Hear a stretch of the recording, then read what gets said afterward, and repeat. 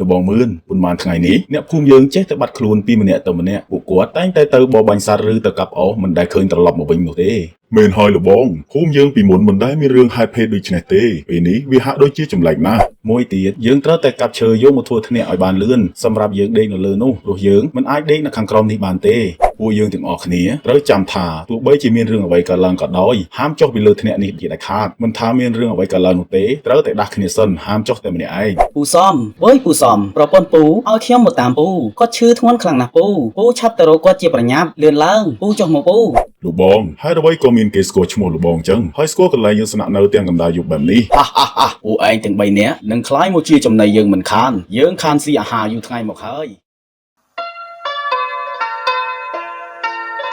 សូមជូនរឿងព្រានព្រៃកំចាត់ព្រាយខ្លាស្មិលមានភូមិតូចមួយលាក់ខ្លួននៅក្នុងព្រៃក្បែរជើងភ្នំត្បែងក្នុងភូមិនេះមិនសូវជាមានផ្ទះប្រជាជនរស់នៅច្រើនទេអ្នកភូមិនៅទីនេះច្រើនតែប្រកបរបររកស៊ីបរបាញ់សត្វឬក៏ឡើងភ្នំកាប់អុសយកមកលក់ដើម្បីចិញ្ចឹមជីវិតតែប៉ុណ្ណោះពូមឿនគាត់ជាមនុស្សចាស់ទុំជាងគេនៅក្នុងភូមិអ្នកភូមិតែងតែមករកគាត់ដើម្បីដោះស្រាយបញ្ហាផ្សេងៗអាចនិយាយបានថាគាត់ត្រូវបានអ្នកភូមិចាត់ទុកដូចជាមេភូមិដូច្នោះដែរលបងមឿនប៉ុន្មានថ្ងៃនេះអ្នកភូមិយើងចេះតែបាត់ខ្លួនពីម្នាក់ទៅម្នាក់ពួកគាត់តែងតែទៅបរបាញ់សត្វឬទៅកាប់អុសមិនដែលឃើញត្រឡប់មកវិញនោះទេមែនហើយលបងភូមិយើងពីមុនមិនដែលមានរឿងហេតុភេទដូចនេះទេពេលនេះវាហាក់ដូចជាចម្លែកណាស់មែនហើយលបងទាំងពីរខ្ញុំក៏បានដឹងពីរឿងនេះដែរខ្ញុំបានចាត់ចែងមនុស្សឲ្យទៅតាមពួកគេហើយក៏ប៉ុន្តែអ្នកទាំងនោះមិនដែលបានឃើញត្រឡប់មកវិញសោះខ្ញុំគិតថាមានតែលោកបងទាំងពីរអ្នកទេដែលអាចចេញទៅតាមពួកគេបានព្រោះណាមួយលោកបងទាំងពីរមានជំនាញខាងបរបាញ់សត្វនិងដើរព្រៃជាច្រើនឆ្នាំមកហើយមិនអីទេលោកបងបើលោកបងនិយាយដូចនេះហើយពួកយើងទាំងពីរនឹងសាកចេញទៅតាមរកអ្នកដែលបាត់ខ្លួនទាំងនោះក៏ប៉ុន្តែសូមលោកបងជួយចាត់ចែងគ្នាពី3នាក់ដើម្បីបានជាគ្នាផងបន្ទាប់ពីមេភូមិមឿនមានតែពូសំនិងពូដូងតែ2នាក់ប៉ុណ្ណោះគាត់គឺជាចាស់ទុំនៅក្នុងភូមិនេះអាចនិយាយបានថាគាត់គឺជាព្រានព្រៃជើងចាស់ម្នាក់ដែលមានបទពិសោធន៍ក្នុងការដើរព្រៃច្រើនឆ្នាំមកហើយគាត់ទាំង2នាក់ក៏មានមន្តវិជ្ជាការពារខ្លួនសម្រាប់ដើរព្រៃផងដែរលុះព្រឹកឡើងលោកមេភូមិបានចាត់ចែងឲ្យគេបរទេសគោដាក់ពូសំនិងពូដូងក៏ដូចជាក្មេងម្នាក់រួមដំណើរទៅជាមួយគាត់ដើម្បីឡើងទៅលើភ្នំត្បែងតាមរកអ្នកដែលបាត់ខ្លួននោះមុនបែកគ្នាពូសំបានប្រាប់ទៅអ្នកបរទេសគោថាទោះបីជាមានរឿងអ្វីក៏ដោយហាមឡើងមករកពួកគាត់ទាំងកណ្ដាលយប់បើមិនដូច្នេះទេពួកគាត់នឹងបាញ់ជាក់ជាមិនខាន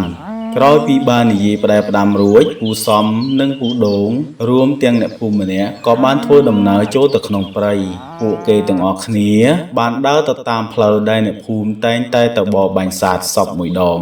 លុះយូរបន្តិចទៅរហូតដល់ព្រៃរៀងជ្រៅបន្តិចនៅតែមិនឃើញស្រមោលឬក៏ដានអ្នកដែលបាត់ខ្លួនសោះលោកបងខ្ញុំដូចជាចម្លែកណាស់យើងដើរព្រៃក៏ជ្រៅមកហើយដូចជាគ្មានដំរីពីអ្នកបាត់ខ្លួនសោះមែនហើយលោកបងខ្ញុំក៏ដូចគ្នាដែរតោះយើងគួរតែបន្តដំណើរទៅមុខទៀតព្រោះថ្ងៃកាន់តែជ្រេណាស់ទៅហើយក្រែងយប់ថាហើយពួកគាត់ក៏បន្តដំណើរទៅមុខទៀតលុះថ្ងៃរសៀលបន្តិចពូសំដែលជាអ្នកដឹកនាំគេបានចាត់ចែងគ្នាឲ្យទៅរកម្ហូបសម្រាប់បរិភោគពីព្រោះរសៀលកាន់តែជ្រេត្រឡប់ក្រោយមកវិញក៏មិនទាន់មានតែត្រូវស្នាក់នៅក្នុងព្រៃមួយយប់សិនពួកយើងទាំងអស់គ្នានាំគ្នាទៅរកសัตว์យកមកធ្វើម្ហូបបរិភោគល្ងាចនេះទៅពីព្រោះថ្ងៃកាន់តែជ្រេណាស់ទៅហើយកុំឲ្យយប់ទាន់ពីព្រោះយើងមិនដឹងថានៅក្នុងព្រៃនេះមានសត្វសាហាវឬក៏មានអ្វីខ្លះកើតឡើងមកលើយើងនោះទេមួយទៀតយើងត្រូវតែកាប់ឈើយកមកធ្វើធ្នាក់ឲ្យបានលឿនសម្រាប់យើងដេកនៅលើនោះព្រោះយើងមិនអាចដេកនៅខាងក្រោមនេះបានទេ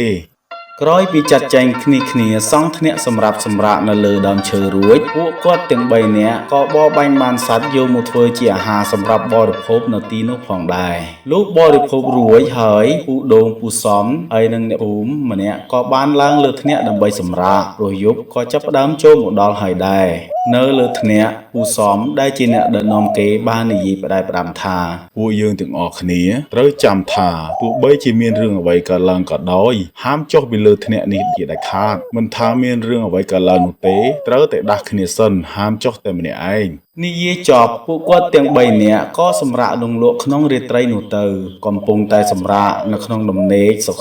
ស្រាប់តែមានសម្រាប់ជើងមួយដើរមកកាន់ពួកគាត់កាន់តែជិតទៅពូសំវើយពូសំប្រពន្ធពូឲ្យខ្ញុំមកតាមពូគាត់ឈឺធ្ងន់ខ្លាំងណាស់ពូឆាប់ទៅរកគាត់ជាប្រញាប់លឿនឡើងពូចុះមកពូពេលនោះពូសំក៏បានដាស់អ្នកទាំងពីរឲ្យភ្ញាក់ពីដំណេកជាមួយនឹងគាត់ដែរ លោកបងហេតុអ្វីក៏មានគេស្គាល់ឈ្មោះលោកបងចឹងហើយស្គាល់កន្លែងយើងស្នាក់នៅទាំងកណ្ដាលយប់បែបនេះមែនហើយខ្ញុំដូចជាចម្លែកណាស់យើងធ្វើដំណើរស្ទើរតែមួយថ្ងៃទៅហើយចុះហេតុអ្វីក៏មានគេស្គាល់កន្លែងដែលយើងស្នាក់នៅហើយតាមមកទាន់យើងទៀតនិយាយមិនទាន់ចប់ផងបុរសដែលមករកពូសំនោះក៏ស្រាប់តែប្រែក្រឡាคล้ายទៅជាព្រាយខ្លាមួយយ៉ាងធំឈរនៅពីក្រោមធ្នាក់របស់ពួកគាត់ហើយសម្លឹងមកពួកគាត់ដោយកែវភ្នែកយ៉ាងកាយសាហាវហាពួកឯងទាំង3នាក់នឹងคล้ายមកជាចំណីយើងមិនខានយើងខានស៊ីអាហារយូរថ្ងៃមកហើយ លោកបងខ្ញុំសង្ស័យថាអាព្រីខ្លានេះហើយដែលជាអ្នកសម្លាប់អ្នកភូមិរបស់យើងនោះមើលទៅវាពិតជាសាហាវសម្បំណាស់ ពេលនោះស្រាប់តែពូសំក៏បានរកកំភ្លើងបាញ់តម្រង់ទៅកាន់ព្រាយខ្លានោះតែគ្រប់កំភ្លើងមិនអាចធ្វើអ្វីវាបាននោះទេទើបពូសំគាត់បានសូត្របាលីមុនវិជាការបញ្ចុះជាមួយនឹងកំភ្លើងរបស់គាត់ហើយគាត់ក៏កេះកៃបាញ់តម្រង់ម្ដងទៀតទើបធ្វើឲ្យព្រាយខ្លានោះបាត់បង់ជីវិតនៅកន្លែងនោះទៅ